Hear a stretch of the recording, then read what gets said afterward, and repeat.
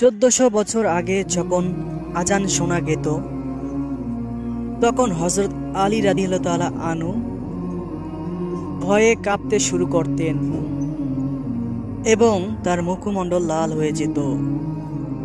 একবার কেউ জিজ্ঞাসা করলেন, এ কি ব্যাপার? যখন আজান হয় তখন আপনি এত কাঁপতে থাকেন কেন? উত্তরে তিনি বললেন, এত বড় এক সর্দার ডাক এসেছে, আমি না জানি তার নির্দেশ ঠিক মতন পালন করতে পারবো কি না।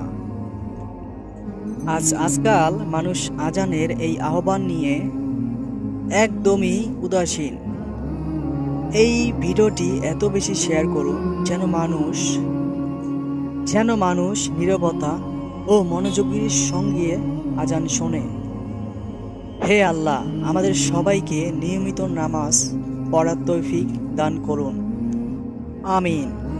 আশা করি আমাদের আলোর পথ ইসলামিক চ্যানেলটি সাবস্ক্রাইব করবেন এবং আমাদের সঙ্গে থাকবেন।